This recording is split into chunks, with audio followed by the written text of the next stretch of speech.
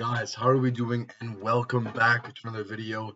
This is the Fighters Forecast. It is your boy Tenon speaking, and we are here to see if Bilal Muhammad is full on washed, or if Gabriel Bonfim is that good, or if Gabriel Bonfim is an absolute fraud. This is Bilal Muhammad against Gabriel Bonfim. This is UFC Fight Night in the Apex.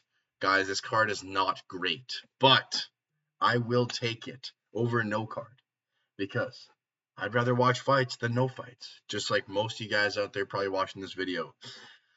Yeah, we look back at last week yet again. The hammer of the week smashes again and again and again and again.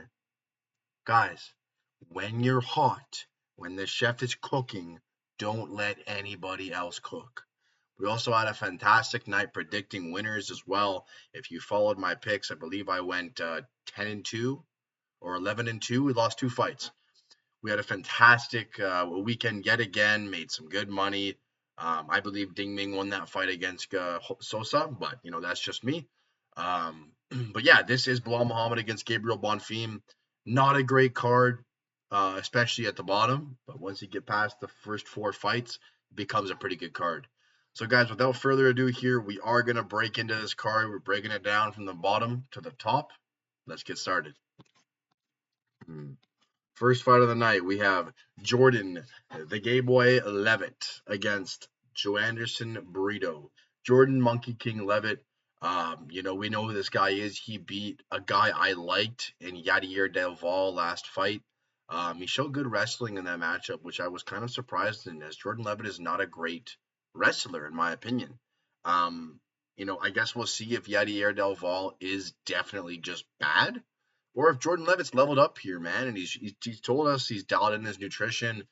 His grappling looked good again, but his wrestling looked fantastic. His entries were good. He had nice double leg shots. He had nice body locks there from Jordan Levitt. His striking was awful, guys. I don't even want to talk about his striking at all, because what the hell is this? He's standing here like this, oh my gosh.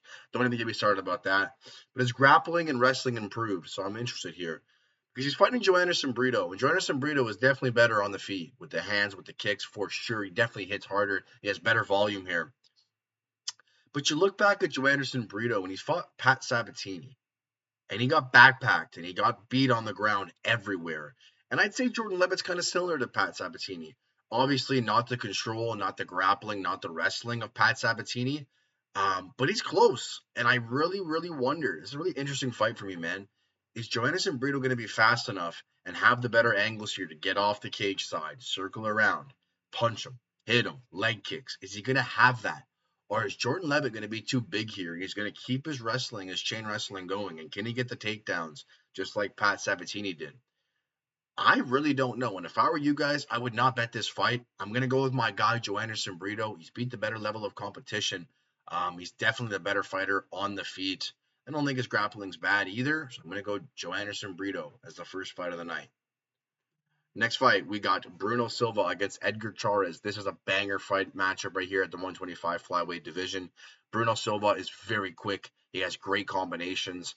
We saw that in his last fight too. He looked pretty good in that last fight, man. And he was cooking. He was, putting the combos together. I think Bruno Silva is definitely someone to watch out for here. Don't let the 15-8 record fool you. He has great combos, slick BJJ on the ground. But he's fighting a guy in Edgar Chairez here, who in my opinion is very, very good as well. Didn't look good in his last fight, though, against Felipe Bunez. He should have ran through that guy. He did not. But Edgar Chairez, in my opinion, is the better fighter here. This is a very, very, very hard fight for me to pick here. I think Edgar Chairez is more dangerous, especially, on the ground. If he's on top or off his back, he has better submissions. He has better bows. But if the same Edgar Chairez shows up as he did last time, he's going to get beat here, 100%.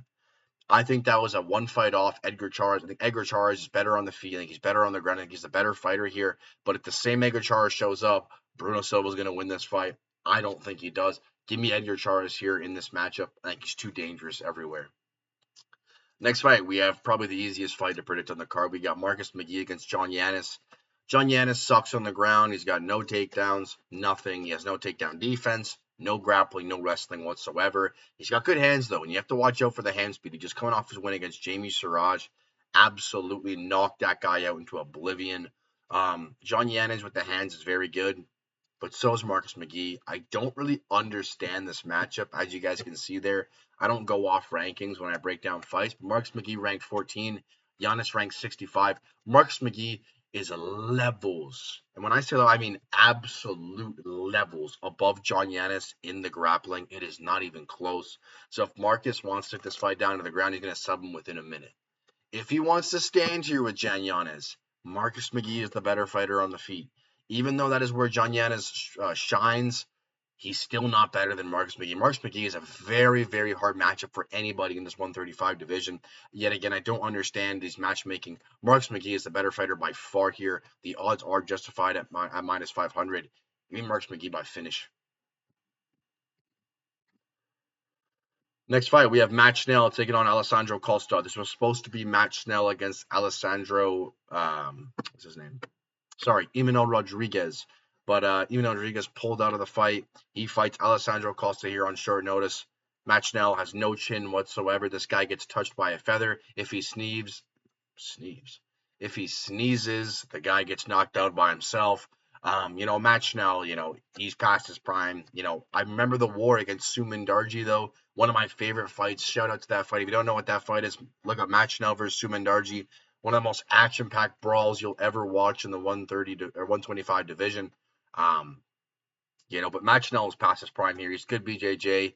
He is not that good on the feet. If he gets touched, he's dead here. Alessandro Costa is the much better fighter on the feet here. It's not even close. And he has big power, too. We just saw him win against Stuart Nickel via body shot. Outclassed Stuart Nickel everywhere in that matchup. And I believe Alessandro Costa has the ability to hang with this guy on the ground as well. So Alessandro Costa is the no-brainer here. Give me Alessandro Costa by finish.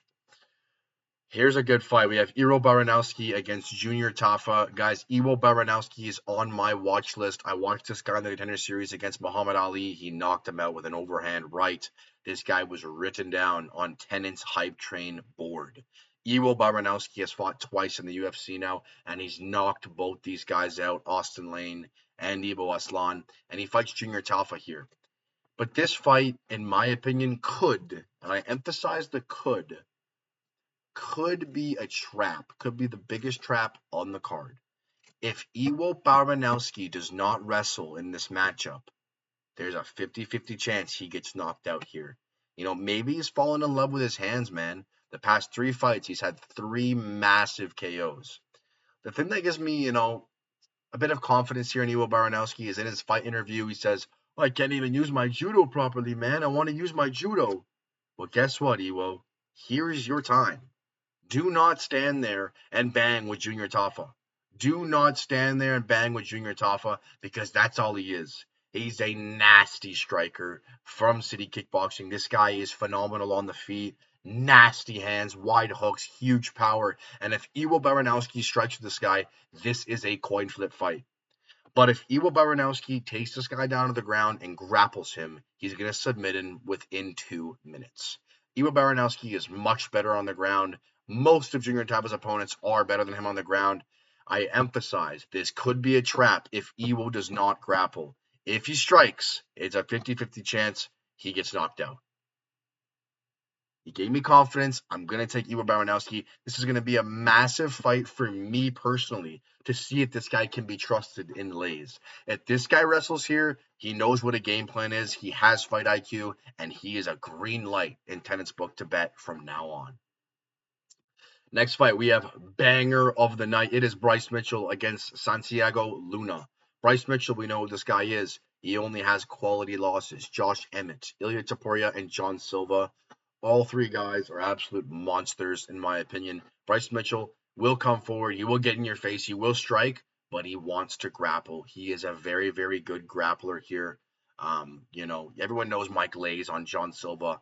And I told you guys, that is the lock of the night. It's John Silva. It's not even close. And it wasn't. John Silva subbed him in his own game. We're gonna get off target here, though. So we're going to go Bryce Mitchell. The guy is very, very good on the ground. He has great chain wrestling, great jiu-jitsu as well. And he's fighting a guy in Santiago Luna, who, if you don't know who this guy is, he is a killer. He grew up with the wrestling background. Santiago Luna is not going to get ragdolled here by Bryce Mitchell, in my opinion. If Santiago Luna had a full fight camp, I would pick him to win. I would be pretty confident in him. I would pick him to win. He's better on the feet. The grappling is close. And just speaking about this right now, I was going to pick Bryce Mitchell, guys, but just speaking about how I'm talking about this fight, Santiago Luna is the better fighter here, in my opinion. And you might go, what the fuck is this guy talking about? Santiago Luna has one fight. No, I understand. But Santiago Luna is the better, has better potential, has better talent to be something. Santiago Luna has the wrestling background to counter wrestle Bryce Mitchell and have the takedown defense to get him off him, to strike at space where he is the better striker. I'm gonna pick Santiago Luna. Fuck it. I was gonna pick Bryce Mitchell here, but talking about this fight has made me pick Santiago Luna. The only thing that gets me thinking, fuck, is the guy took it on short notice. So I don't know if that's going to be a big problem for his cardio for whatever reason, but I think Santiago Luna here is the better fighter, and I think he gets this job done. Give me the dog and Santiago Luna in this matchup. Next fight, we got Faraz Ziem against the big train, Tom Nolan. Faraz Ziem is a nasty striker. I've picked against this guy a couple times, and he completely shuts me the fuck up every time he fights. He goes out there and he destroys his opponents. This guy is completely taken me by storm. His striking is unreal. His distance management is very, very good. The guy's got nice submissions as well. Great clinch work. He is a ferocious guy, Faraz Ziem. And he's fighting a guy in Tom Nolan here who's not the best on the ground, but has good striking. But he is susceptible because he has the tall man's defense. Tom Nolan loves to lean backwards to avoid strikes, and he's fighting a guy in Faraz Ziem here who is just as big as him. So that tall man defense is not going to work here. Faraz Ziem is the better fighter wherever this fight goes. He's better on the feet. He's better on the ground. I think he knocks this guy out within 2 rounds. Give me Faraz Ziem by KO in this matchup. Next fight, we got Brandon All-In Allen against Edmund Shabazian, the Golden Boy. Brandon Allen is better here on the ground for sure. The guy has nasty submissions. He's just coming off his win against RDR. Made the guy quit on the stool. The pressure of Brandon Allen is always very good. He's got good cardio. In my opinion, and people say he slows down, but in a 3-round fight, he has good cardio. If someone slows down, it's Edmund Shabazian. Edmund Shabazian is the guy that slows down. If Edmund Shabazian doesn't get you out of there, it's going to decision. And, Edmund Shabazian, great striking. One of the best strikers in the 185 division, in my opinion. He's definitely an underdog to look out for in the striking aspect. But, doesn't have impressive wins. He beat Dylan Budka, Andre Petrosky. These are low-level guys. He gets submitted by GM3, which is absolutely awful, horrendous, terrible. GM3 is 40 years old. He's terrible on the feet. How you can't knock out GM3 and you somehow get baited into a wrestling exchange and get reversed and subbed is absolutely embarrassing. I remember I picked Edmund. I bet on him in that matchup, and I was completely disappointed in the lack of fight IQ the guy had. Brendan Allen is not better on the feet here, but he's definitely better in the clinch, in the wrestling, in the grappling, in the chain wrestling, everything else in the feet here. And the grappling, level is just too big of a hole to look by here. Brendan Allen is going to take this guy down. He's going to ragdoll him. I think Brendan Allen wins this fight pretty easily. And with the main event of the night, we have Belal, remember the name Muhammad, against Gabriel Bonfim. Belal Muhammad against Gabriel Bonfim is the main event. We all know who Belal Muhammad is. This guy is a boring fighter, but he likes to be there to win. Belal Muhammad is not there to lose. He's there to put on a smart game plan. He normally likes to do things that the other guy is not good at, which I do like when breaking down fighters. He has good fight IQ. Coming off the loss to Jack Della Maddalena, which I don't like because I don't believe Jack Della Maddalena is that good. As you guys have seen, Makhachev ragdolled him and Brockes put him out of the stratosphere.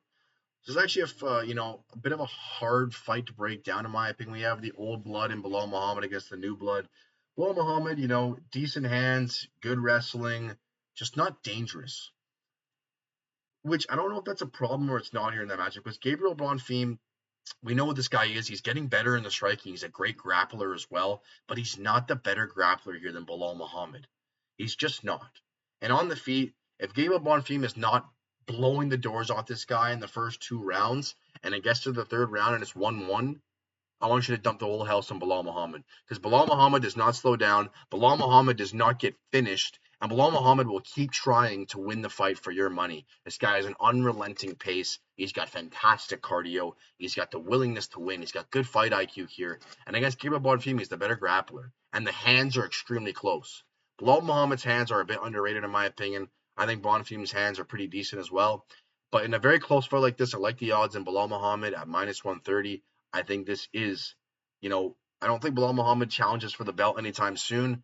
But I don't believe Gabriel Bonfim is that guy to beat Bilal Muhammad. So give me Bilal Muhammad in the main event here. I think he's too good. I think he's too clean. I think the guy's too gritty. He's got too good of a cardio. Bilal Muhammad is the pick. Guys, that is the full card breakdown.